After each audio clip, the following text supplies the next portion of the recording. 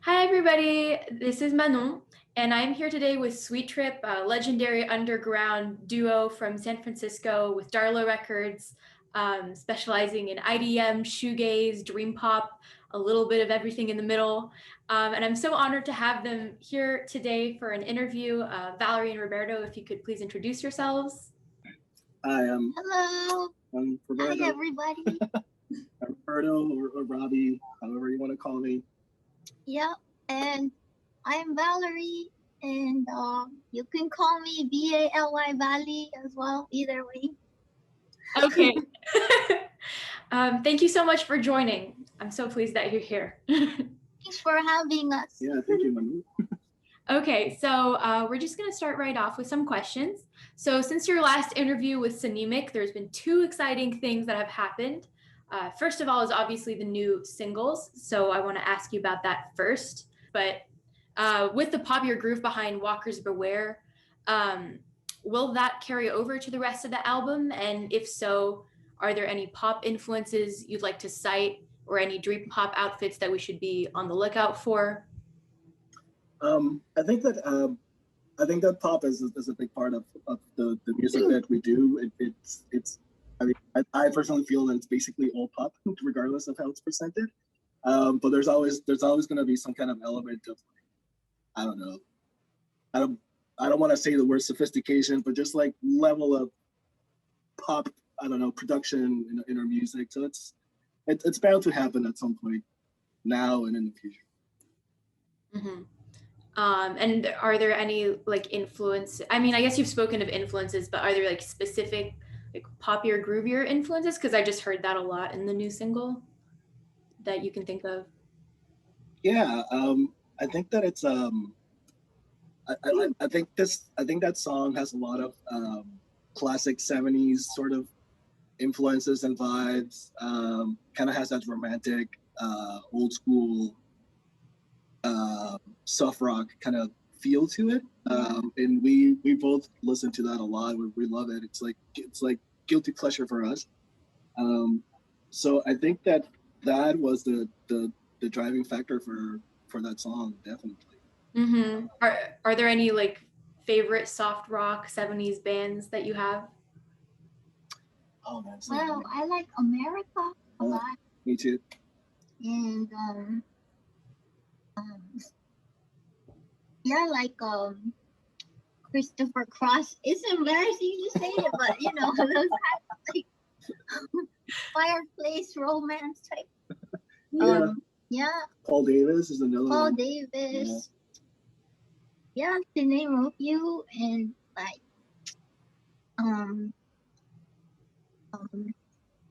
10cc. So yeah, Chicago, old school Chicago too. Those are the feel that we wanted to have in Walkers. Yep. Mm-hmm. And then just like a similar for Stab Slow, like any, I guess it has like a lot of a house groove as well. Like any house influences that you have in particular? Well, we do like Career District, which is Luke Vibert, and that's his more housey side.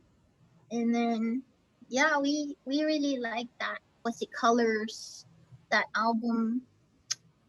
Colors. I forgot the name, but yeah. And then that kind of housey stuff. Who else? Like Lego Welt, and then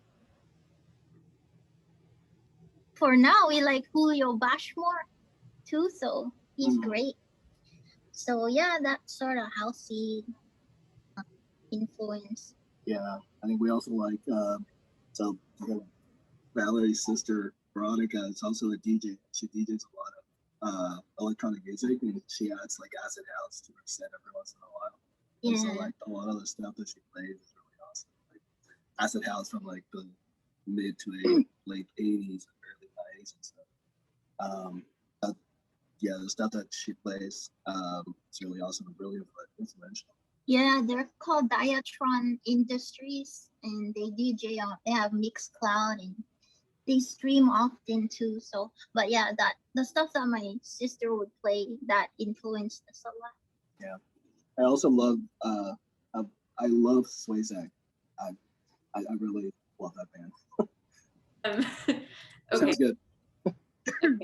So, and also I just can't wait to see how the rest of the album here is based off of the tracks, because I mean, I think I came in at a really good time to be a fan, because like I came in when there hadn't been too long of a hiatus, so I was really excited when there was new stuff coming. But can you tell us about what's behind the name A Tiny House in Secret Speeches Equal? Well, I have a little obsession with tiny houses and watching all those YouTube videos of the tiny house movement, and I was thinking that could actually be an ideal, but most people won't think so. But just being more minimal in your lifestyle and giving up all these materials and living in a tiny house, that sort of just was the obsession that I was having. Okay. I love that. That's great. And to go along with that, is the album art that we got on the singles going to be the album art for the whole album? No, it's not. It's not. Okay. So that's just that's only for the single, and we'll have a different artwork for. Okay. Sorry. No, yeah, we'll have a different artwork for the new record. Yeah.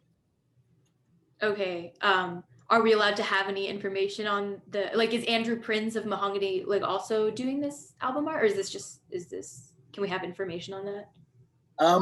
So go ahead. Sorry. Yeah, Andrew Prinz is a really awesome artist. He's very creative and imaginative. But yeah, for this one, no, not him. So just have other ideas. So can't really say a whole lot about it, but it's not Andrew Prinz though. He's very talented as an artist for sure. Yeah. Well, I'm sure we'll get to find out. Yeah. Yeah. And then also, Roberto, you said there's a theme of love on A Tiny House. What other themes, like songwriting wise, can we look forward to on the next album? Well, yikes. I think that's really it. I think every single song is a fantasies. Like there's a lot of like medieval fantasy also in the way, like the themes of like courtship and yeah, fantasies. We're so inarticulate. I'm so sorry. No problem. That's interesting. Fantasies. Okay, and yeah, I guess I mean, not exactly, but you were kind of saying like the ideal of the tiny house, and like, it seems like it deals a little bit in the ideal, maybe. Yes, definitely about like ideals and dreaming and fantasies, and like a perfect world would have love and all of this also, that sort of thing. Okay. I have a question on kind of like that ideal theme that kind of pervades your music, but we can come back to that. But secondly, that came out since your last interview is the You Will Never Know Why reissue with bonus tracks, new album art, and a comic book coming. Can you tell us about the new cover art and the inspiration behind the comic book style and the book itself? Sure. Yeah, well, our friend who's we met through the DJ circles, his name is Paul Borchers, but he is also a producer, DJ, musician under Yabkiss. This is artist name, and he also is a very talented cartoonist and illustrator. So because he's very professional and is very talented, we just sort of asked him. We knew him already, so it was very easy for us to collaborate with him with the art. And so we came up with a story which bounces off the original artwork of You Will Never Know Why, which is just a simple blade. I thought it'd be kind of nice to, release the new one with different art. Because, like books, for instance, they get multiple art covers when they get reissued. So we're like, well, why stick to the same thing? And honestly, the blade, there's some, we didn't come up with it to have like a negative or a sad theme behind it, because we've been approached many times by people asking if it meant cutting your wrists or suicide and this and that. And that's not really what we were trying to convey with that art. So when we created the reissue with the new artwork and the cartoon, if you look at it closely and read it, then it sort of encourages people to live and be happy. And the Dracula in the art cartoon, he actually saves people. And so if you have the comic, you can understand the story and see that it still ties in with the blade, but it's got a more positive ending and more hopeful. But yeah, that's where the art came from and who did it. Paul Borchers, he does a lot of art for like corporations too. Like he did poster for like Porsche, and so check out his art. It's pretty cool. He's very talented. He's got a website and stuff. So I'm happy with the outcome. Sorry. No, I'm sorry. It happens with Zoom, but did you come up with the idea of the comic book and then reach out to him, or was it just like a collaborative, like brainstorming thing? I think it was a collaboration. Yeah. I think that if I remember correctly, we, like Valerie said, we were looking to change the cover because we wanted a lighter connotation to the artwork, as opposed to the blade and being ominous and maybe dark. And so when we decided to make the change, we didn't know what change we were going to make to the cover at all. And I just remember Valerie and Cole bouncing ideas off about creating some kind of story to explain the reasons why we're changing the cover to give it more meaning, as opposed to just like here's a new cover, just take it or leave it. And I think that one of there's a song in You Will Never Know Why that kind of has a weird backstory of a vampire in love with someone who doesn't want him at all. And so like I mentioned that as a joke, I'm like, oh, we should just like have a vampire at the comic book. And then these two started bouncing ideas about like yeah, like, hey, we can use a vampire in there. Yeah. So basically the story ties in with the songs for You Will Never Know Why, and the art also ties in with the original. The new art ties in with the original art. Yeah, because it is a dark record. It's a sad record. There's no doubt about it. And like the only, like if you listen to if you buy the original and just listen to the original from beginning to end, everything is really dark, but at the end there's like a ray of hope, sort of. And that kind of that sequence of the songs, sequence of songs ties in with what we wanted to convey with the new artwork. That things are dark and you'll never know why bad things happen to you. But there's hope. There is hope. So the second reissue continues on to the whole part. Okay, I love how that kind of the second reissue kind of blossomed out of the original record. It wasn't just like it's a totally isolated idea. So that's really cool. But I guess building off of that, how do you feel that the bonus tracks have kind of added to the narrative, or if it's completed it somehow?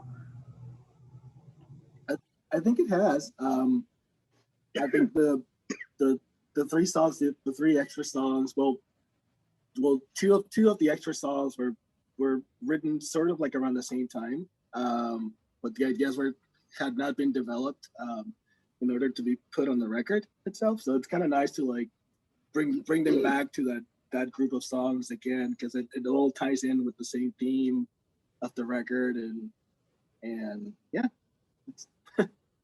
Okay, because I was gonna say things to ponder while falling. I know that was on SoundCloud previously. So were you referring to the other two songs? Were those previously recorded, or was this like recorded at the time of You Will Never Know Why? Yeah. So Things to Ponder and the other one, when the Sunrise Dies. Those two were written around the time that You Will Never Know Why was being written. The third song, Silence, that's Earlier. It's way earlier. It's like, yeah, around the time of Halika. Yeah, like shortly after Halika. Yeah. Oh. Okay, so I guess you already had those ideas then at the time, kind of like of moving in like a not so Halika direction. That's really interesting. Yeah. And then another question about You'll Never Know Why. This is just very specific, but I know Milk has themes of insomnia, and I saw in one of your Instagram replies, Valerie, that you said you're insomniacs. Like that personal sentiment carry over, and how often do your personal lives and sentiment carry over into your music and lyrics?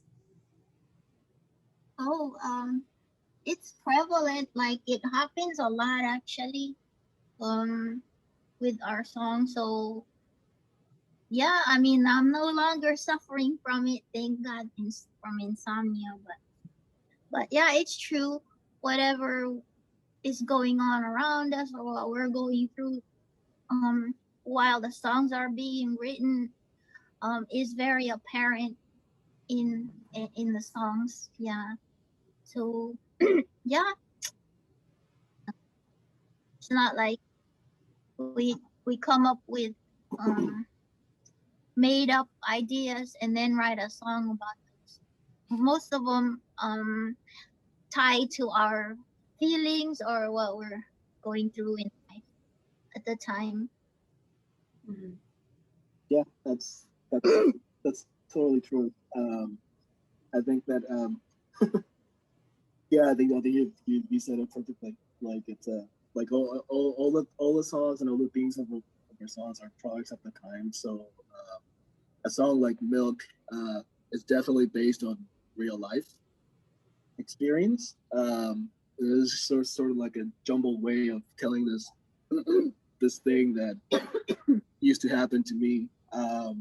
But yeah, and overall, all our songs, I think, well, not I think, but like overall, all our songs, you strip down the the electronic aspects of it, take down the effects, and just listen to a song in a raw form, and I and I hope that people hear that we put our heart and soul in like our life experience and everything that we do. And that's, to me, that's the most important thing people can get is the emotional connection, or for them to make their own emotional connection with the music, make it their own, basically. Okay, and I think that the relative abstraction of the lyrics. I mean, your lyrics have become less abstract, I would say, but still, like, I think there's a capacity to kind of fit your own story into the lyrics and kind of connect to it that way. So that's something I really appreciate. Cool. And this is just like a technical question, but can we expect more of the Boss PH3 phaser on the new stuff? Because I feel like by now it's just part of the Sweet Trip sound. I love it on the albums. Yes. Okay. Yeah, and then I guess just like going off of that, have there been like any update in production techniques or like new toys or like new like I don't know, effects that you've been toying around with, like since You Will Never Know Why for this new release? Yeah. So I mean, our studio is mostly software based. We just have a few pieces of hardware just for the hope of playing live at some point in the future. Who knows if that will happen? But other than that, everything is computer based. And so I mean, I do a lot of research, and I do spend a lot of time looking for new tools just to see what's out there and just to learn and just keep learning. But I actually found myself, especially when we started working on this record, I found myself using going back to a lot of old tools that I have forgotten about, and just having fun with those again. And yeah, I don't know. We do have our favorite sounds and things like, like that become almost like your trademark because you just like those so much that you recognize them from one album to the next. So yeah, like Robbie was saying, kind of like, oh, you using old sounds too. So yeah, that's it.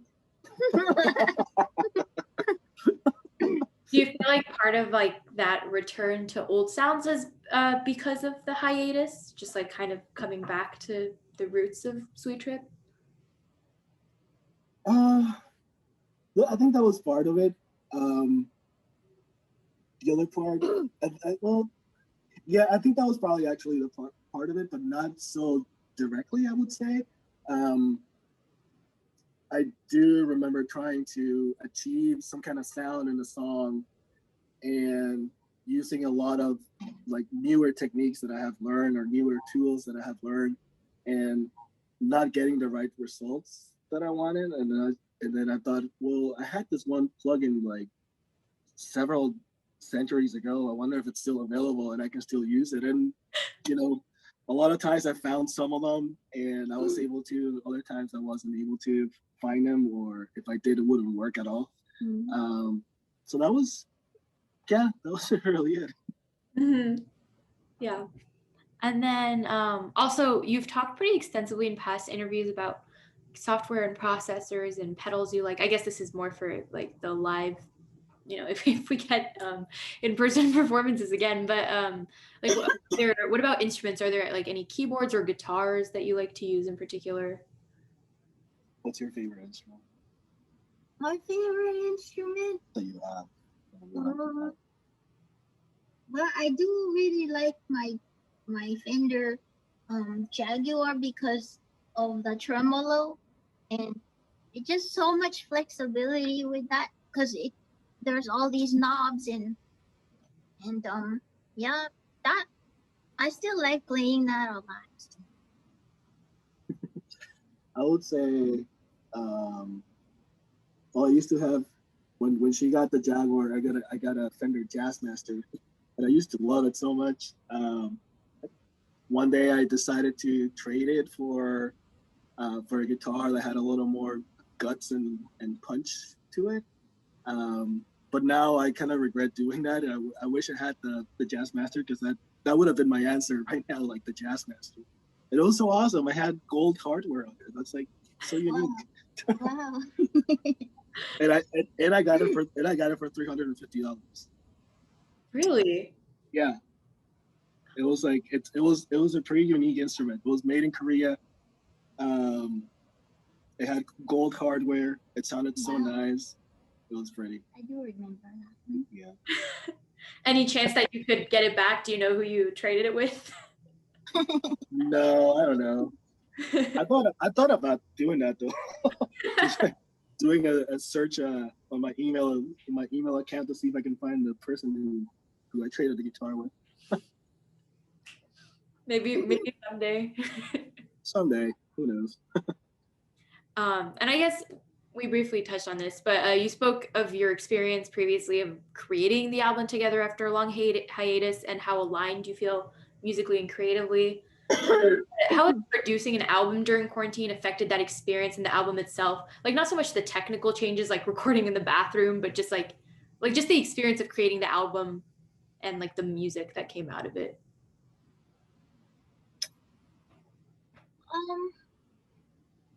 It just seemed more convenient actually with the quarantine.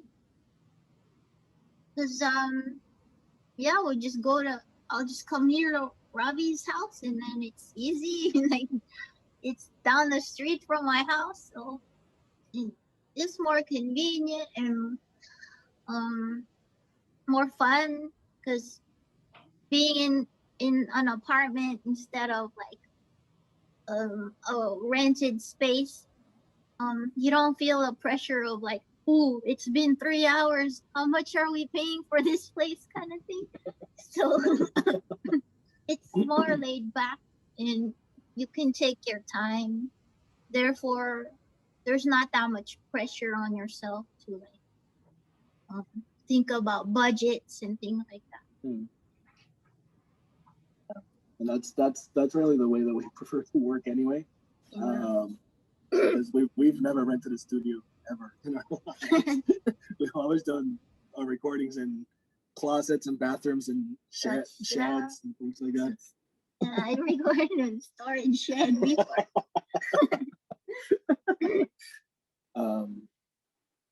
But no, it's very convenient, and the whole quarantining just motivated you to do more, because what else do you want to do? You can't go outside, so yeah. So I guess it was like an indirect effect on making music and making this record. Yeah. Because COVID affected everything else, but not the music. Well, I'm really glad that that something really positive managed to come out of it, like not a negative effect. Yeah.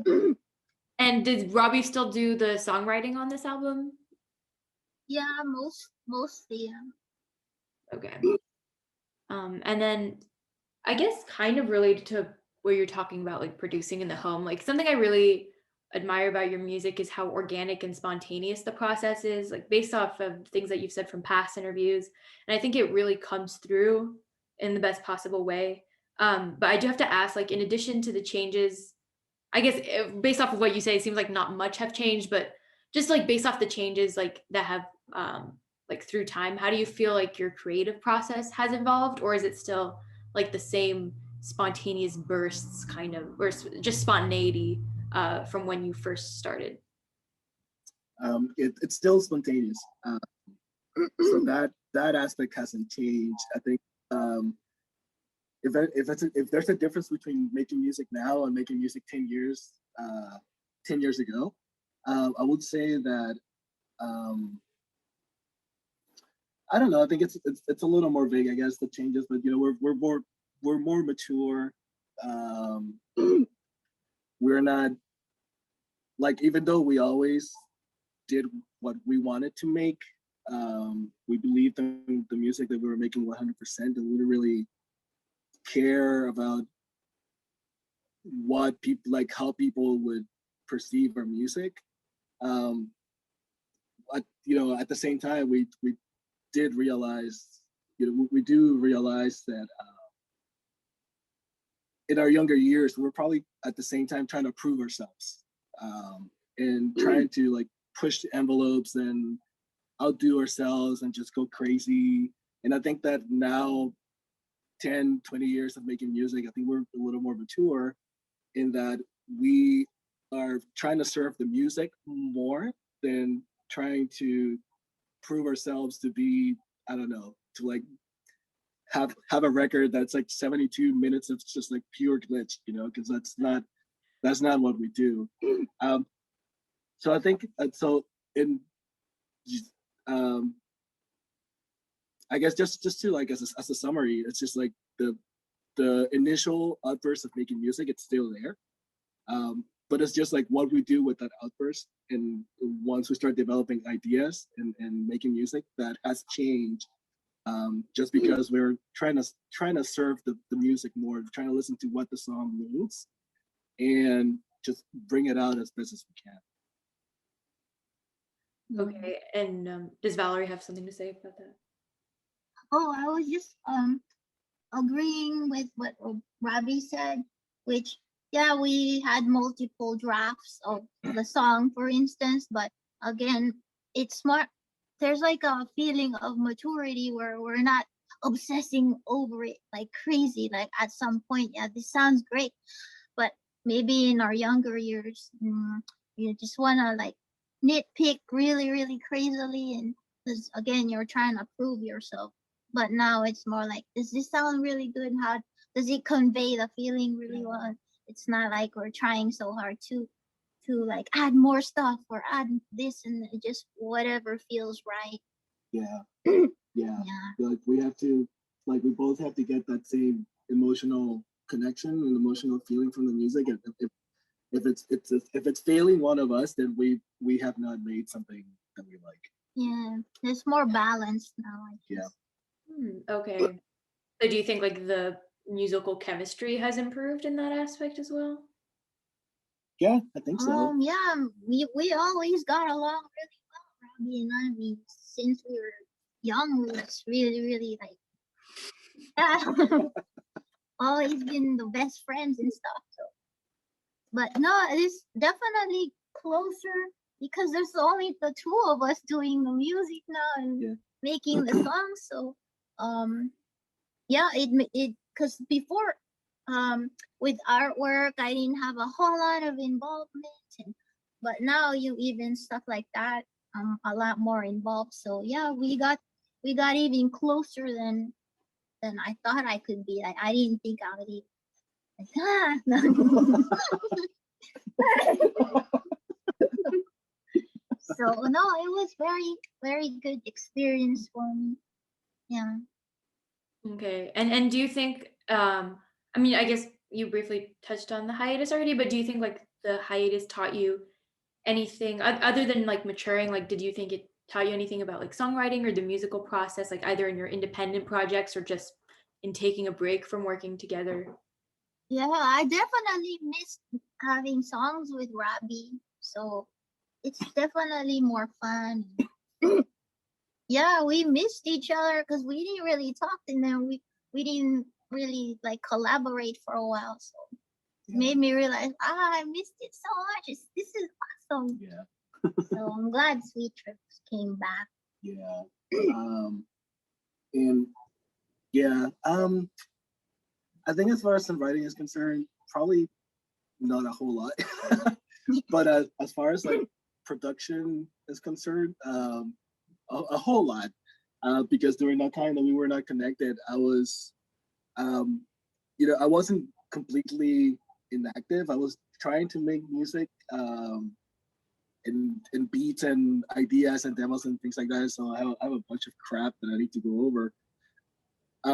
But doing a lot of that stuff during that period of time also like gave me this like urge to learn how to mix better. And so I have like hundreds of ideas that are just like total crap. They'll never see the light of day, but I have used them to like learn how to mix like drums better, or like guitars and bass better, or like weird sounds with some other textures better, and like use EQs better, use compressions better, and things like that. So in the last 10 years or so, that maybe I made 6 or 7 songs ever. I did learn a lot about mixing, and I'm really glad for that. So. Okay. And I think you said this in a previous interview, but like maybe since then, have you like tried to venture into mastering, or is that something that like you're not? We like to let someone else do that. It's interesting. Makes sense. You already do a lot. That's hard, yeah. And she's saying that because another skill. And she's saying that because she has heard my attempt at mastering our songs, and I have made her barf several times. So I know. I feel like maybe I have better ears than Robbie. Oh, I don't hear the so and so. Did you hear that sound? Yeah. Yeah. So I don't know. Yep. And But mastering is interesting though. I do like to read about it. So, but I don't know if I would ever pursue something like that. I'm not sure. Mhm. Yeah, I mean, you already do plenty on the production side, so fine. um, and then some couple questions about VDC. Well, kind of coming back to what we said earlier, because I'd say I haven't heard enough of the new album to deduce this yet, but I'd say most obviously on VDC thematically, but I'd argue in a little of all of your music is like a utopian, idealistic quality. At least that's what I get from it. Can you tell us if there's like any truth or inspiration behind this sentiment? No, there's no truth behind that sentiment. Sorry, I have. Yeah, and it's fine. I mean, I'm not. I think it's great that people listen to the record and they come up with their own concept and their own ideas and they make it their own. I think that's. I think to me that's like the the um, the highest peak of anything that we could achieve. So that's really great. And I don't want to like discourage anyone to like not think or accept our work and whatever, however they want to accept it. Yeah. But yeah, there is no talk about utopian anything. Or I think the other one that I've read is the human and the machine making love in some utopian future or something like that, which is really great. It's really awesome. It's really awesome. Like someone should come up with a sci-fi movie out of that. But no, actually, VDC is the opposite of all that. It's actually a very personal record. Every song has a personal theme of something that happened in the course of our lives. Things that we have seen, things that we have seen friends do or not do, sentiments about other people, things like that. So it is really very personal. Yeah. Yeah. No, it's true. The whole time that I was recording VDC, it never entered my mind that it was like a futuristic thing or that it was a utopian. It's true that never entered our mind. It's just that we were heavily into electronic music and shoegaze all at once, and just so it's really interesting how how we get asked that a lot if it's about future or robots, but it's kind of neat to think of it that way too. Yeah. I think it's kind of ironic because I know that you talked about how you didn't actually have a lot of say in the album cover, but I think inadvertently the album cover is what like helped a lot of people come to that conclusion, just with like the apartment complex. And I think like a lot of people like took that to that interpretation. I think it helped my own interpretation. So, but I'm perfectly happy to be to be wrong in, whatever your sentiment that you put into it is. I just think that it definitely helped. Yeah, no, we totally see that. And yeah, I mean, our sentiment and what we believe that VDC means to us, it's really what it means to us, and it doesn't mean that it has to mean the same to anyone else. Yeah. Okay. And I guess my next question then does not apply, because I was gonna ask like what you thought, like if like this is kind of out there, but like if you thought any of like the futuristic or like robot-y aspects like kind of like came to life during the pandemic. But if that's not what you put into the music, then Okay. Or you can ask a question and we'll come up with something out of our hats. I mean, yeah, if you have any opinion on that, but if no, I don't. I don't. Sorry. Perfect. Yeah, I mean, I think as you said, like everybody gets out what they have individually. So I think like I came to listen to VDC like especially during the pandemic, and I just like connected partially connected to it like that way, just like being in quarantine and like having like like this new revolution of like just communicating to others through like electronics all of a sudden that I didn't do as often before. So I think that's just like why I came to that conclusion. But Cool. That's good. Cool. Nice. It's really awesome. Nice. and then how do you nobody can know for sure, but how do you predict the live show experience will change, or will it? I don't know. We hope that it does.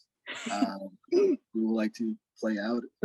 Yeah, I enjoyed touring. I got to meet a lot of people, and so to do that again would be really fun, and visiting places we would not have gone to or thought of going to. So I just like to meet the audience because I really do have a different outlook now with audience compared to before, where I was a bit more aloof in that sense.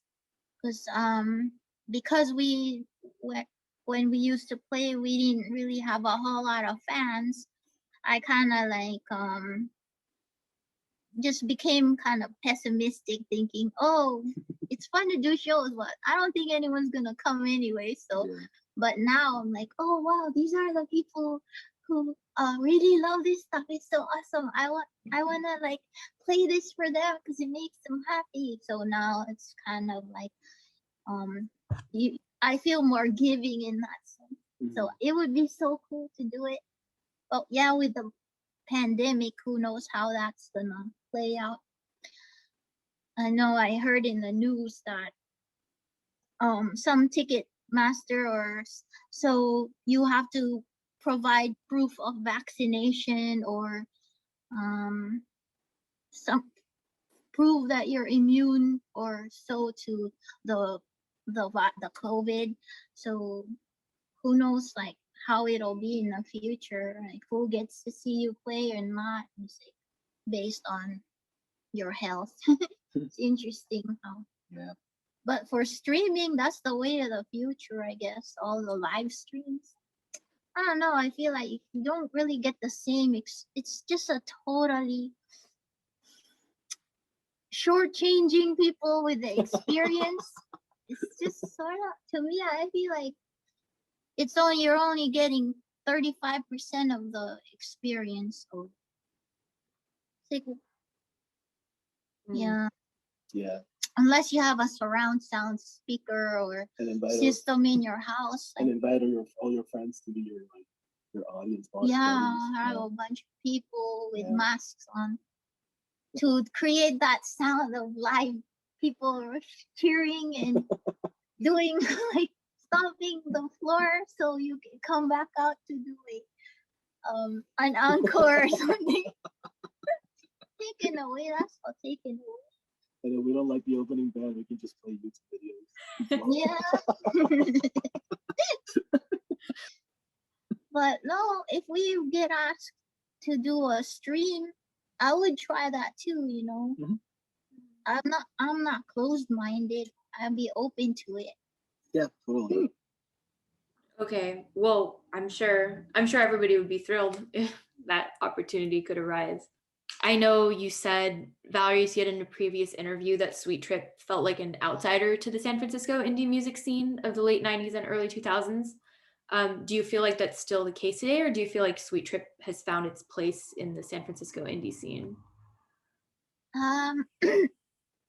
Well, I don't think there isn't much of a real. No, I think now we're still not really in the San Francisco indie scene, but because we have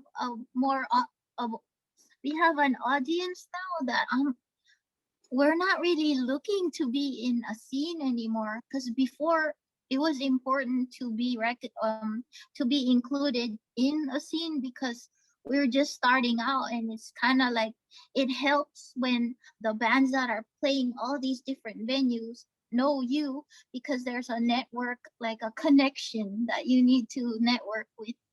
And then we usually always played with our friends, Strip Mall Architecture, Halu. They're the same people, and they always invited us. But the other groups, or bands within that scene which got to play a lot, they didn't really necessarily like know where to fit us. So that's why we were excluded. But now, because of technology, internet, it's like we don't need the scene anymore. There's no need for a scene. And even if we're not in it, then no problem. It's okay. And then I think that now, because people are starting to know who we are, then yeah, I feel we are now accepted. Like when we got mentioned in there's some writer in Pitchfork that wrote about the new release of Walkers and Stab Slow. It was like, wow, that feels so good. We're kind of in the scene now. So before, just nobody really knew who the heck we were. Yeah, I think that I don't know. It's really interesting, but it's really interesting to think of like a scene that we belong into nowadays in this year, because there's really like we released our records and nobody really cared, and then we didn't do anything for several years. So so we started being like sort of on the outskirts of the whole scene. We just became really passive and pessimistic about the future of the band. We stopped playing music, and we just sort of like gradually we just disappeared. But now that we're coming back, there's really like there's no local scene to come back to for us, and also don't really know much about local scenes, to be honest. But I think it's interesting that for us, I think our scene, if there's such a thing as a scene, or if you could call this a scene, it's really more global than like localized in the Bay Area, which is it's an interesting place to be in, and it's totally different from from like 20 years ago. Yeah. I think I mean, especially with streaming and like, I mean, especially with the pandemic, the internet, just like such a chance to get exposure to bands regardless of location. So I mean, that goes without saying, but I think like definitely like to your sense of like maybe there is no scene for certain genres, like definitely I know like a lot of people my age, that's how we got introduced to records we would have never found, you know, if it wasn't local or something. And then I guess like related to that, how do you guys find your music? Like, is it Bandcamp, crate digging, like just like people you know? YouTube, and her sister when she plays, and Diatron Industries have something like 30,000 records or some crazy thing like that. Yeah, it sounds insane, but it's true. It's amazing. So as far as electronic music, I go to them a lot for resources, and then of course the labels, the record labels. I like to go to the labels themselves and see which bands they feature or hire, or or I find music by just listening to someone's DJ show on college radio. That still a lot. Like even back then, that's how I discovered new music, is from college radio. I still do that. So, but yeah, the main things for me are DJs. I pay attention to what they're playing, and then what labels are these people coming from, what the bands. I go to the labels and then see who's in that label and check them out.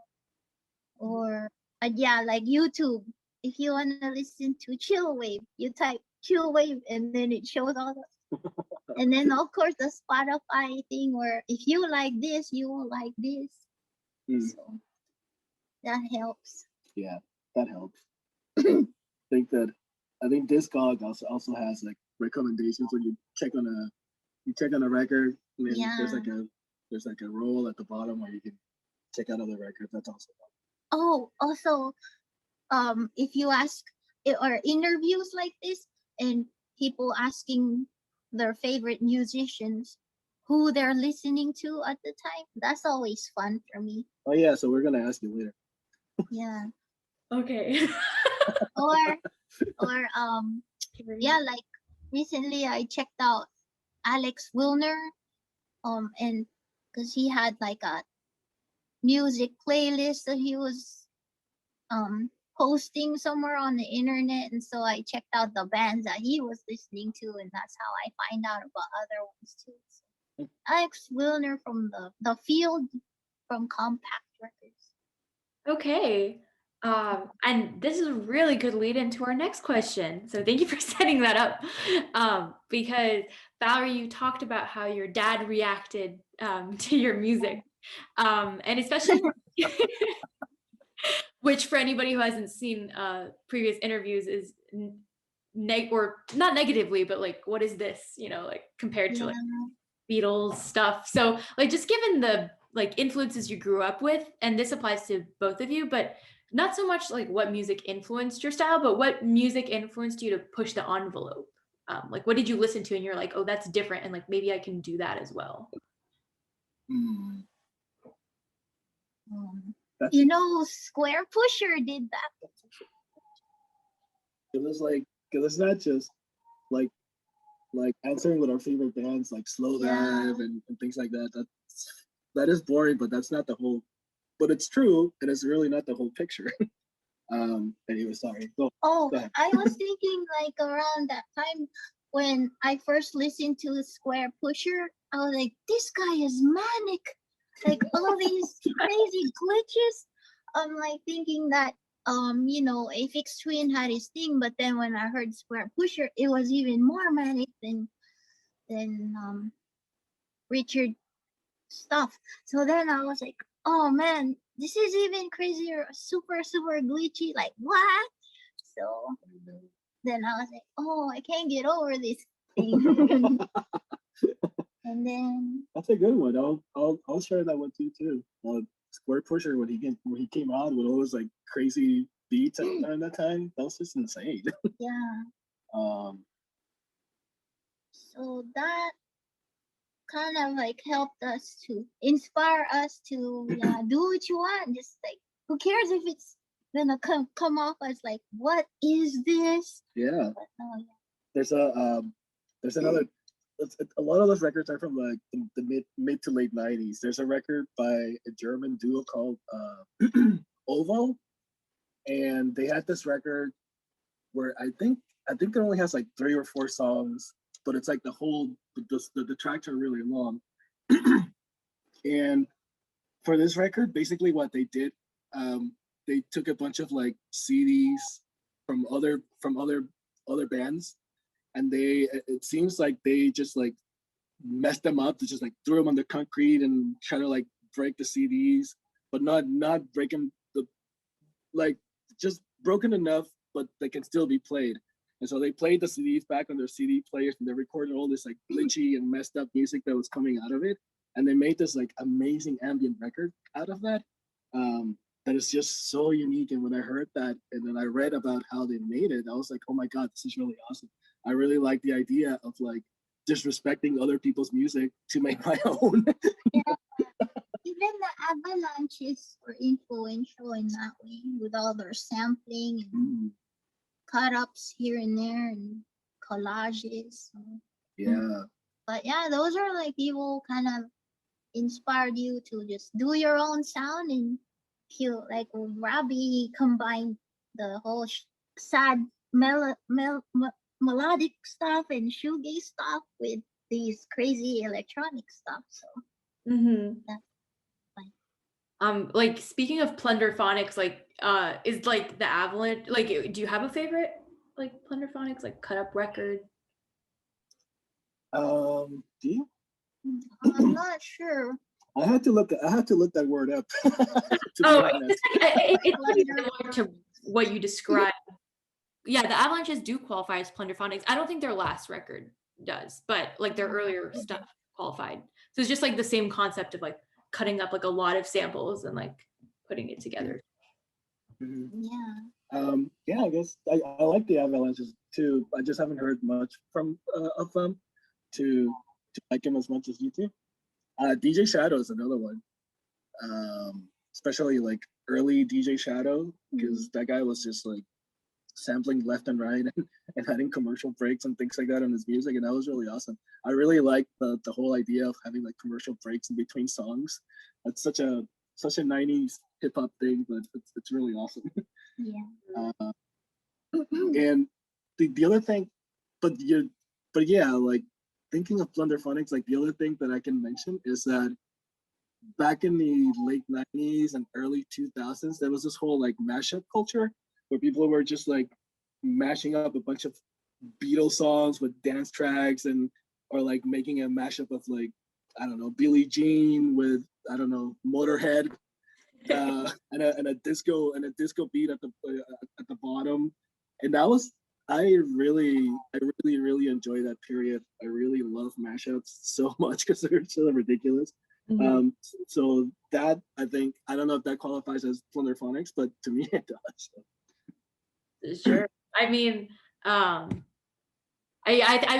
definitely, you've talked about in the past, like, and you were talking about like destroying music. Like you said, like when you remix, you kind of feel like you get a chance to like destroy this, or not destroy it, but like come on and like I don't know, disrespect the way.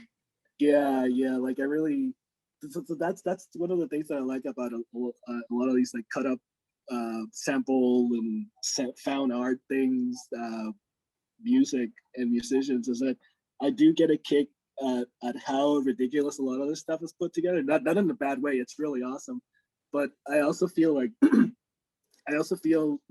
a lot of the people, I imagine like the people who made the original samples, if they got to hear this like total mashup of sounds and be completely offended. I just love that. And I guess talking of samples, I'll just skip ahead to this. So this could be completely wrong. Oh, where did it go? Sorry. But at least according to who sampled, and I tried to find as much information as I could, but from what I gathered, other than sampling yourself on a couple songs, like you just have like one Megadeth sample on Pro Love Ad, I couldn't find any other samples. So from what I could gather, you don't use a lot of samples, and I was wondering if like there's any reason behind the lack of samples, or is like the internet just wrong? Well, you have to get permissions and stuff, though. It's kind of a lot of footwork trying to get permission so you're not infringing on someone's intellectual property rights and stuff like that. I think that might be the primary reason. Yeah. You don't want to just, it's kind of a hassle asking, and then you have to go through the whole process of getting legal permission and then paying and this and that. So is it more do your own? Yeah, it's better to do it on. Or if for some reason you lift the sample and you know that it has been processed in such a way that no one is really gonna find out, then it stays that way. So to answer your question, no, the internet is not wrong, but the internet hasn't found the rest of it. All right, they're like a big like wink. Well, is there a reason like that? Like the one note, like official sample is just like the Megadeth song, like was just like that, just like random. I think it's probably because it's probably the most obvious sample in all the songs that we have. It's just this like guitar riff that just gets repeated, and it was probably just matched to fit the song, but it's there. There it is. Okay. I'll cut this part out of the interview. And then our label is going to be listening and watching, and we might get in trouble. But that's okay. It's fine. I hope there's not going to be like a slew of people like going like, oh, I'm just going to go find all the samples now and like. That would be funny. That'll be super funny. I'll Um, say, see if you can figure out, which song has a bass line from a Stevie Wonder song. That's okay. all. Okay, there's a sample. I mean, a challenge to find the sample. So Sure. anybody And wants. I'll say, it's not a bass line, it's a bass sound. So. Okay. Okay. So we'll see if anybody could find that. That'd be really cool. I'm sure there's gonna be like some people who'll get on it and try to find it. Yeah. Yeah, maybe you'll see that eventually. Yeah. And I hope you don't run into any trouble for it. 6 months later, I'll be like, psych, there's no sample. Yeah. And I guess kind of in the same vein, not anything that would be like legally infringing, but you said like although you featured on multi-artist records like the Izados EP on Bandcamp or Orange or like a bunch of others, I've noticed that you haven't collaborated with artists on like actual pieces of music in the past. Is collaboration something you would consider, or is that insularity part of what makes Sweet Trip like part of what makes the process like unique or work? Yeah, I think we're so insular, our little world, and very exclusive. Like, yeah, we never really considered to collaborate and like say have a different um, singer or something. Like, it would feel so weird if I didn't hear Robbie singing. Like it just, yeah, we just never. I don't know, just not something we want to do really. Yeah, I feel the same way. Like this is the band right here, and sever us, and we're not Sweet Trip anymore. I think that I'm not opposed to collaborating with other people. I actually play guitar with this other band called Starry Eye Cadet. Our previous drummer Rob Witinko, who plays in You'll Never Know Why, also played with us when we were doing live shows. So that's his band. So we kept in touch, and I play guitar in his band, and it's really great. But I wouldn't call it necessarily a collaboration. It's more like Session playing. yeah, kind of like session playing. I do have a creative. I am free to making creative opinions here and there, but I just like to take the back seat and just not be burdened with the stuff that I have to be burdened with Sweet Trip. So it's kind of like a nice break to be involved with music, and just being like completely dumb throughout the an entire rehearsal. So that's really great, and I think that I am open to collaborating with people, but I also know myself, my personality wise, I also feel that I would always like revert to like a backseat kind of role, and then let whoever I'm collaborating with just like take the reins, and I'll just be like the session player, even though they'll say like, oh, what about this, what about that, think of something, do this, do that. And I'll always be like, no, I think that this is your thing. You do your thing. Tell me what to do for you, and I'll just do it. Yeah, and I think that's really fun. It's liberating. It sparks creativity. That then we can bring back to us and work in our little bubble again. Yeah. Mm-hmm. I don't know. That was probably like super long-winded. No problem. And then Valerie, do you feel less self-conscious about having louder vocals this time around, given like, once again, at least it might not continue on the rest of the record, but I know like on the single, at least, like your voice was on the forefront again. So like, do you feel less self-conscious now about that? Yeah, I do. I guess it comes with, again, just getting older, being more mature, less insecure and stuff. So yeah, it's like, okay, this is a song, and if I have to be more on the front for vocals, that's okay.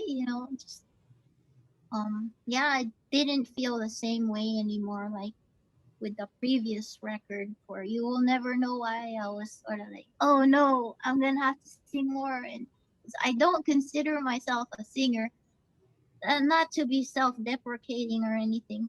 It's just, I know who my favorite singers are, and I find it's pretty ordinary.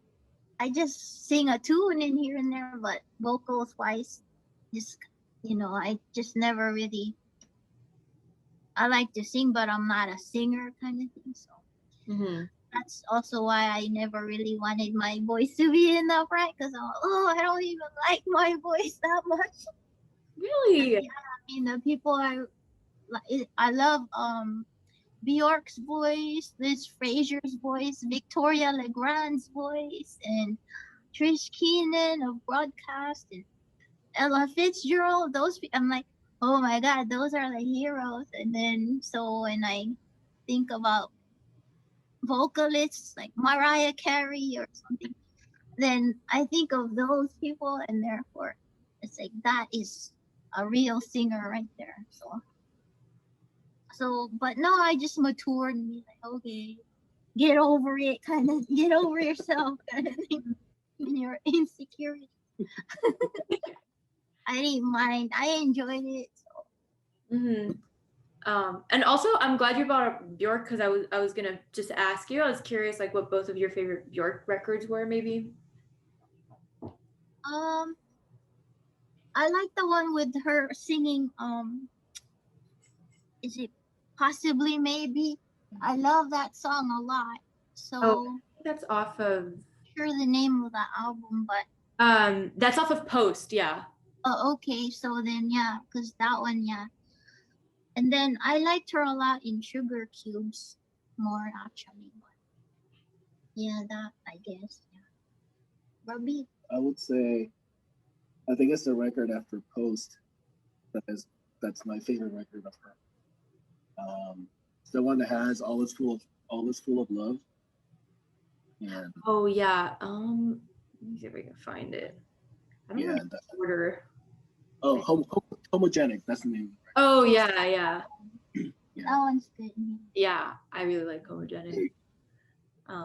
Okay, and then something I found really interesting from a past interview. You said that like at live shows you play, like you don't perform. Could you elaborate on that distinction, and if you think it in any way like influence like your own music, like maybe something having to do with like the intimacy of the music? Oh, well, because for when we used to play, we weren't really putting a whole lot of effort in engaging the audience. Again, it was sort of like a aloofness. We appreciated playing live in the audience, thankful for them, but it's not like you have to put on a show and really engage them and try to dress up so that it's very interesting visually. Stuff like that we didn't really think about much as far as entertaining people, and you have to have a production so that you're giving them more than their money's worth because they paid to see you, kind of thing. So that's what I meant. Like before, we weren't really performers, and so that's what I meant. Like our friends would give us feedback and say, oh, try to look up more and smile more when you're playing instead of like looking down too much. So that was more like the part that I feel we weren't performing enough. We should be like dancing a little bit here and there, so that it's not wood or so stiff. And like talk to the audience in between songs and tell jokes in between songs. Like that's not us. Do you think like in any way the transition kind of like out of aloofness and into more connectivity with your fans has like in any way shaped or influenced your music, or do you think that's been like relatively unrelated? Unrelated, I think. Yeah, I think unrelated. Because the music will come off the way it sounds and will be what it is, despite how we are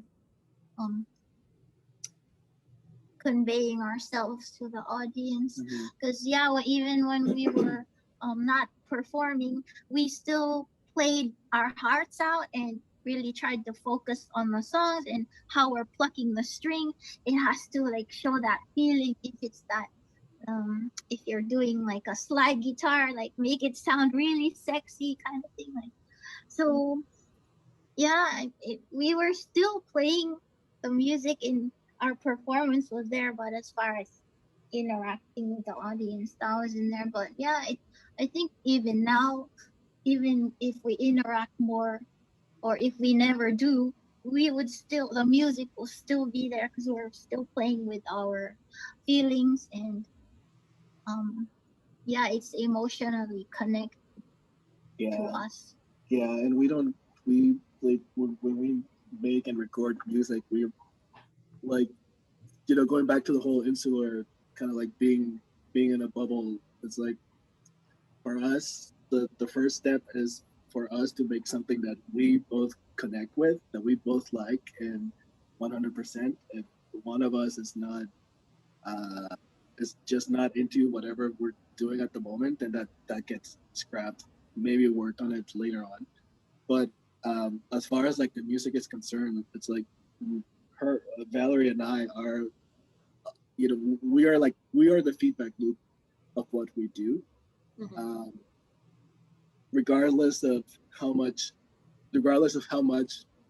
attention we might be getting from the outside world, we totally appreciate it. We're totally humbled by it, and at the same time, it hasn't changed the way that we make music. In that, as selfish as it may sound, we're really making music for ourselves, and we're hoping that once we make something for ourselves that we can connect with, that it'll get a chance out in the world.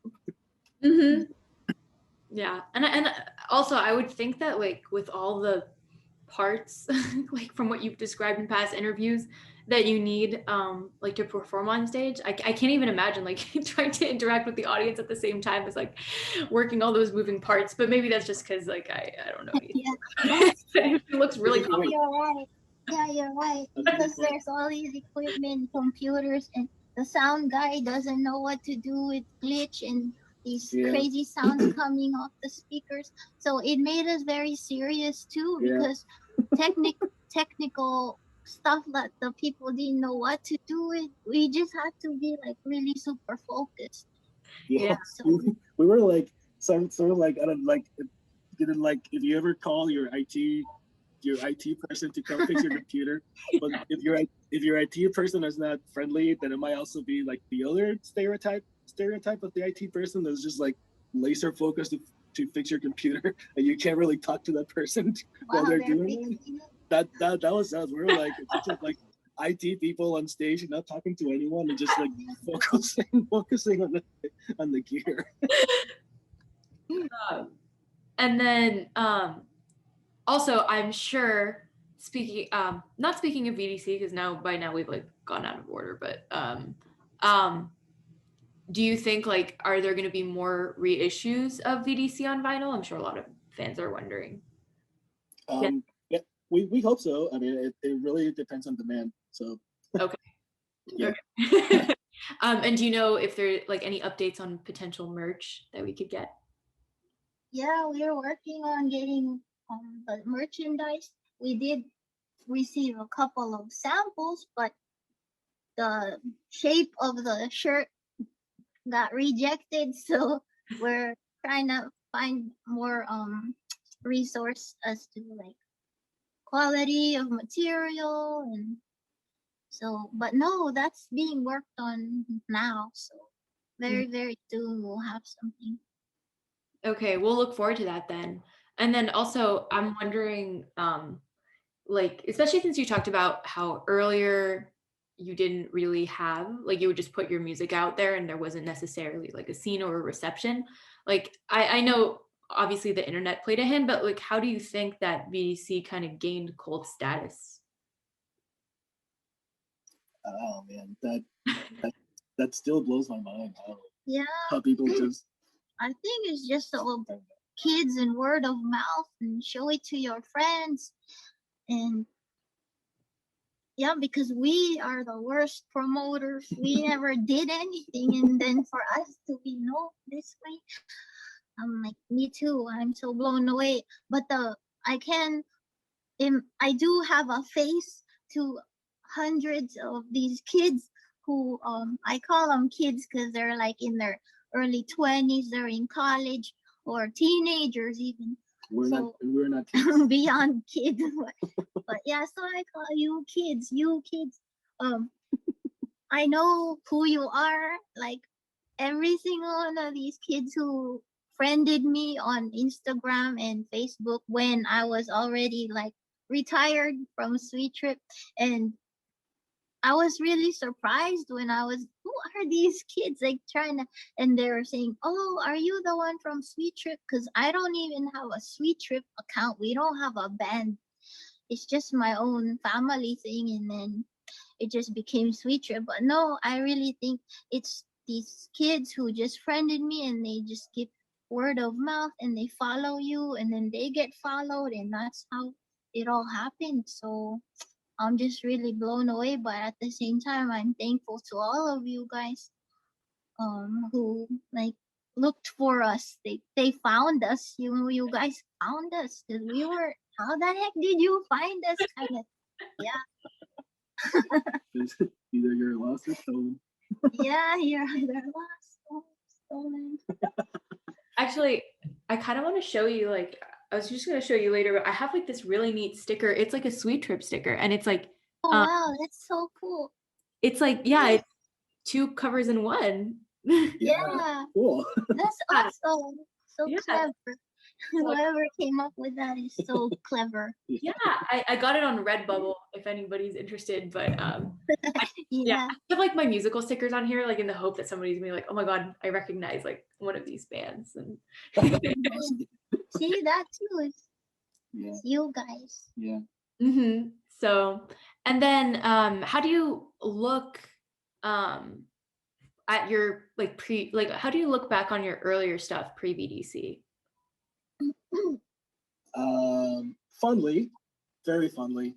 It was a special time to release stuff before BDC, and we were more active playing shows and things like that around that time, around the time the Halika came out. So we played with a lot of people. We had quite a lot of experiences because of that music. So it's beyond just the songs that we put out. It's also like the experience of being like early 20s, mid 20s, and going to San Diego for the first time, and sleeping on a camping ground because we couldn't afford a hotel. Things like that. Like really awesome memories around that music. Even with the recording, that too, I look back on it really, like I feel proud because the Halika, we didn't use any sequencer or software then. It was all purely 4-track recording, and so yeah, it was fun to have to like, yeah. So, and also that was around the time we were still trying to figure out who we were, and so it was great, a learning experience. Yeah, absolutely.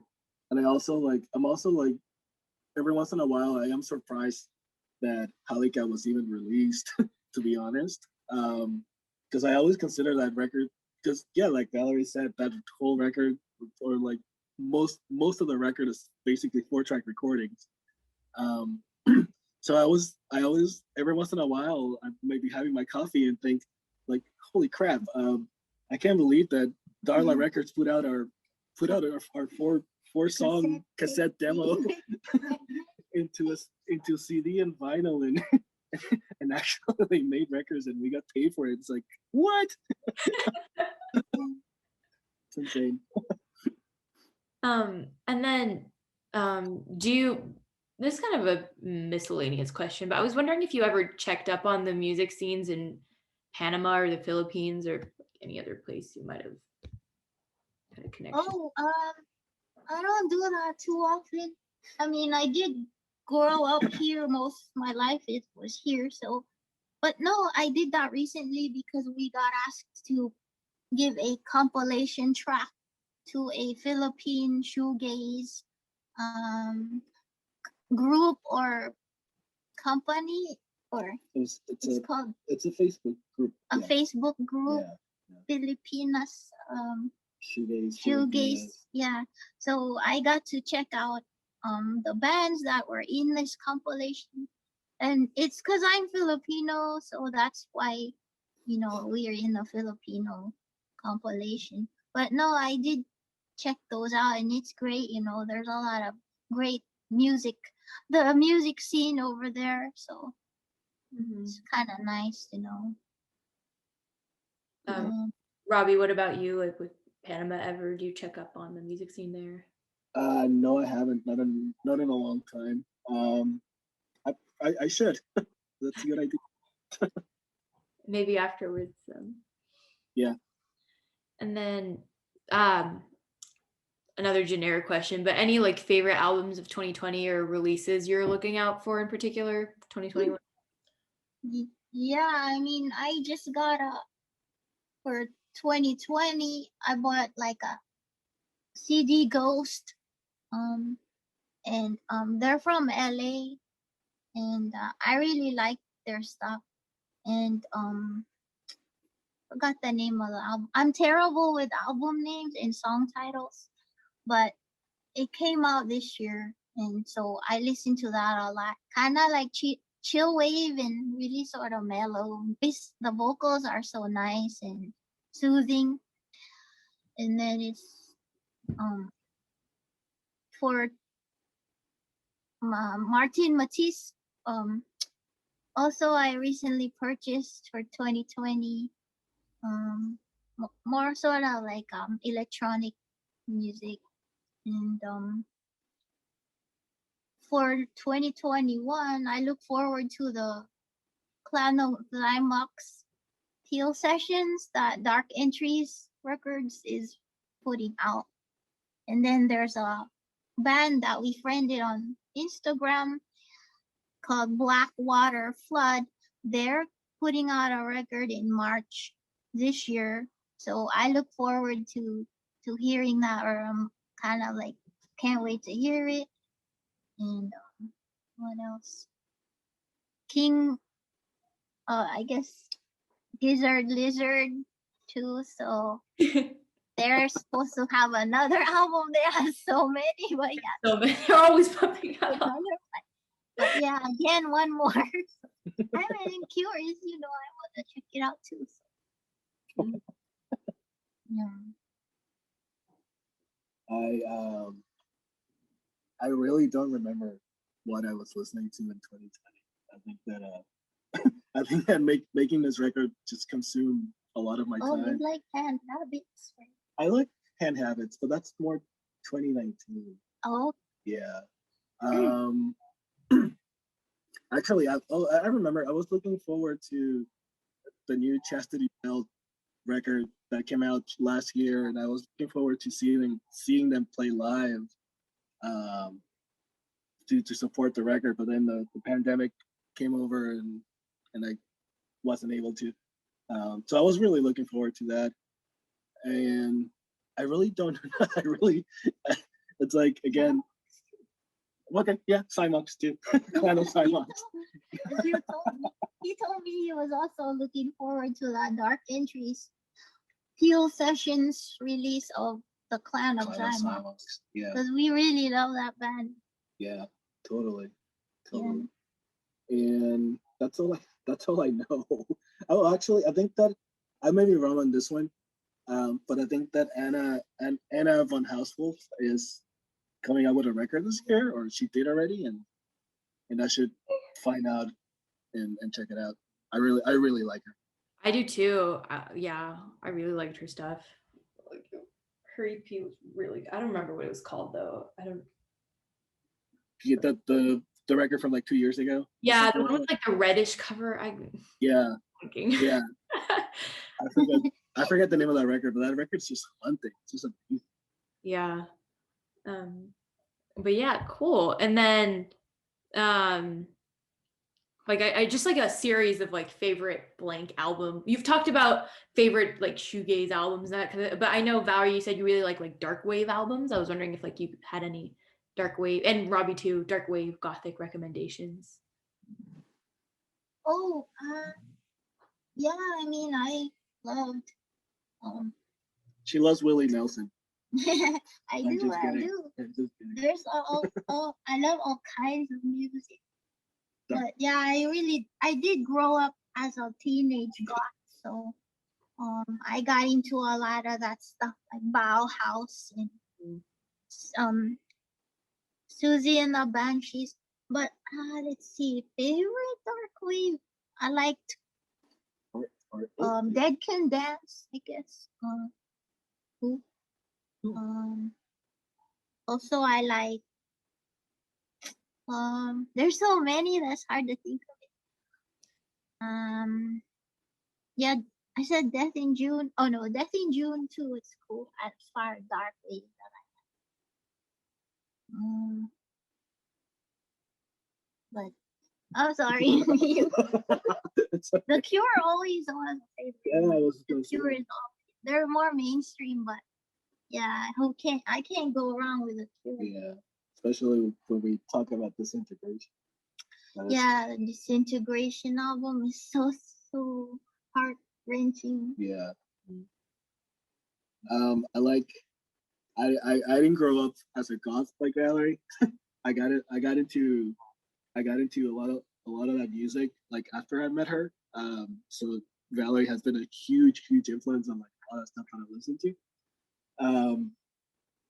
And I would say The Cure, especially Disintegration, it's a favorite kind of gothy dark wave. I don't know if you even call it dark wave, but I'll call it dark wave, whatever.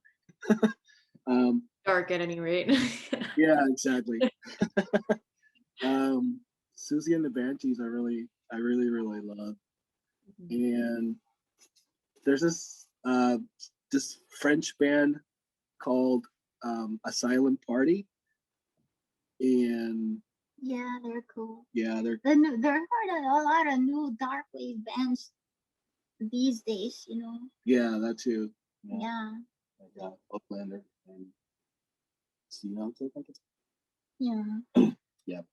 Do you ever listen? Have you ever heard like Alceste? Speaking of like French, like it's like metal and shoegaze or like dark gaze. Yeah, I have heard of it. Yeah. It's good. Mm-hmm. And then how about I know you talked about prog rock. Like, what about favorite prog rock albums? Oh, I always like the Comas, because I love that song, The Herald. I think it's First Utterance, that album. And I like Camel also. And everybody knows this, like King Crimson. That one too, I don't. Yeah. So many problems. So. I know. Well, I don't know, Robbie. I like Camel too. I like Camel a lot. I haven't heard that much Comas, but I know the little that I've heard I like. I like Rush. That's my gosh, yeah, I like Rush too. That's like my. We love Rush. Yeah, we love Rush. And I like this band called Magma. They're really awesome. They sing in their own language. So they made up their own like alien language, and they have this like Baroque. They mix prog rock with Baroque music, opera, and jazz. Wow. It is just like the most incredible thing. It's amazing. It's so good. And then what about a favorite post-punk album? I know there's. I would say mine would be like Script of the Bridge by the Chameleons, UK. That's fine. Or the Smiths. I love the Smiths. Post-punk. I have another Smith sticker. It's like to die by your Oh, side, good. the heavenly way to die. Wow, Oh, nice. awesome. Awesome. Well, my favorite Smith song, they have so many good ones. But me personally, I love You Handsome Devil by the Smiths. But they have so many good songs, though it's hard to say. But that was one of I like television a lot. Mhm. them.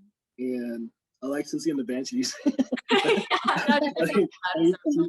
Because like, you know, she can be goth or she can be post punk. Who knows what she is? Even the pop twins, they have some more dark wave and some post punk. Yeah. The Cure. The same, them too. The They same. did both. Right. Yeah. Those are ones that I like. Sonic Youth is another one. Mm-hmm. If you consider them post punk. Yeah.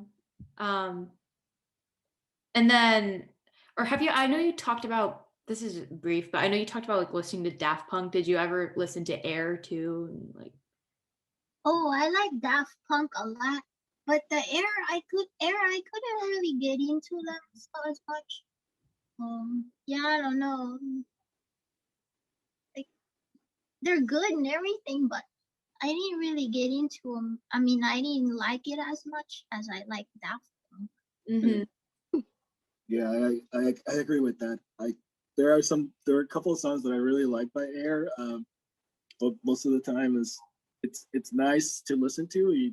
I appreciate the guys because they're really great musicians, and the music is really great. It's just, I don't know, it just doesn't do much for me sometimes. Mm-hmm. That's fair. This is just two random questions, but have the past members like yet Aaron and Rob like seen any of the new stuff, or are they gonna discover at the same time as everybody else? They have heard some of the new stuff. Mm-hmm. It's not most of it. Yeah. Okay, so you still keep like the past members in the loop about what's going on, or? Yeah, I try to. I don't want to bombard them with things, but at the same time, it's kind of nice to be proud of something and sharing it with your close friends. So, yeah, because they're still very much a part of Sweet Trip. Yeah, they're still part of our lives. Yeah. Okay, and then I might cut this out, but I was just curious, like specifically in Fruitcake and Cookies, which Fruitcake and Cookies is probably my favorite, or at least one of my favorite songs. So I just feel like I'm transcending when I listen to it. But in Fruitcake and Cookies and Orange Freeze, which was off of that, I think it was the Orange compilation album. I was wondering, did you do those glitches manually too? Yeah. Okay. Yeah. I was just wondering. So I think that's like the bulk of the questions I have. Cool. Oh wow, that was really fun. Thank you. It was. And I like how your questions were very thorough and insightful. And also, I have a question for you. Who's your favorite right now? Like what you're listening to and right now. playing right now? Yeah. I've been listening to a lot of post-punk lately, so just because there's just been a lot of post-punk releases. So I was listening to Black Country New Road today. They came out with a new record. I don't know if you've heard of them, but and then I've been listening to a lot of psychedelic rock too, or like and Latin psych rock like Os Mutantes. I don't know. Cool. Nice. So that's just like. So thank you so much for agreeing to do this. Well, thank you also. Thanks for having us. Yeah, because we enjoy knowing who the audience is, and again, it's thanks to you guys that more people are finding our music. So we always are happy to do these like interviews with you. It's enjoyable. We learn a lot from you too, like what you guys are interested in asking about. What kind of questions, like equipment and stuff like that, is always one common thread. Is everyone wants to know your gear and but yeah, it's kind of, so Yeah, it works both ways. Oh yeah, thank you.